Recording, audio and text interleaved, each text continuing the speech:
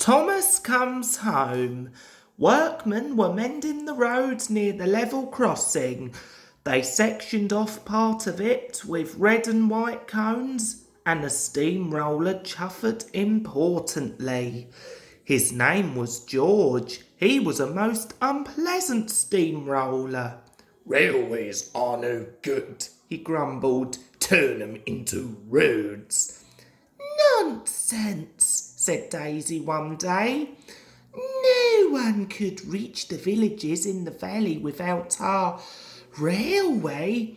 "I'd build a road along your old tracks," said George. "Nothing to it. My mates have done it all over the place." Daisy told Percy and Toby what George had said. Toby was worried because he knew George was right. "Sir Topham Hatt wouldn't allow it," he said, but he wasn't convinced. Daisy was reassured, but she was careful to do nothing to upset George, just in case. Then something happened which made them forget all their worries. Daisy was at the platform when the station master came to talk to her driver. He had a letter in his hand. "Thomas is coming back next week," he said. The engines were delighted, and so, of course, were Annie and Clarabel. "Sir Topham Hatt is holding a welcome home celebration at the junction," Daisy told George.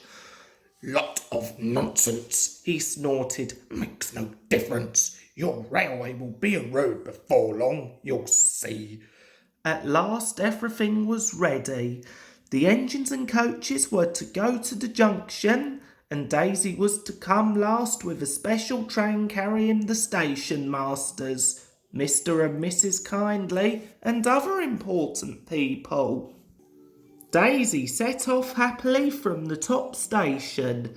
She stopped at the station near the level crossing for her last passengers. There was no sign of George, but some red and white cones lay nearby. 2 of them were even inside the crossing gates. The guard blew his whistle. Tooted Daisy. "Away we go!" And she rattled towards the level crossing. As she did so, a gust of wind blew a cone towards her.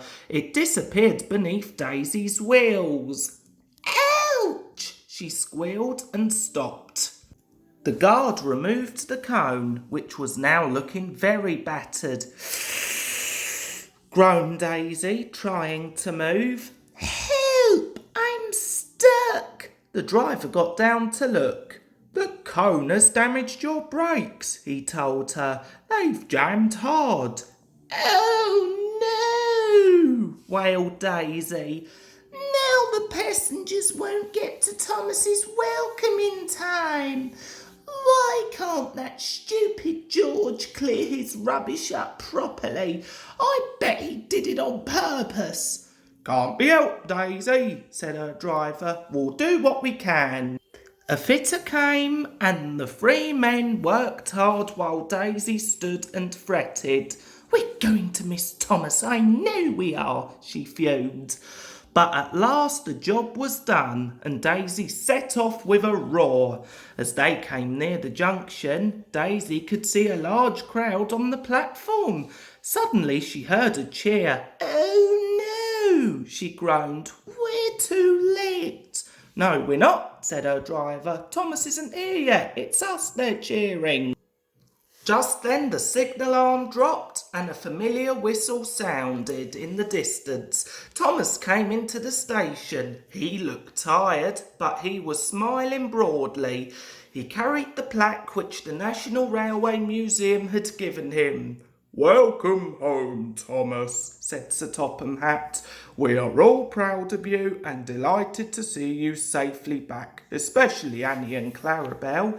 Everyone laughed and Sir Topham Hatt held up his hand. "3 cheers," he called, "for Thomas, our famous tank engine. Hip, hip!"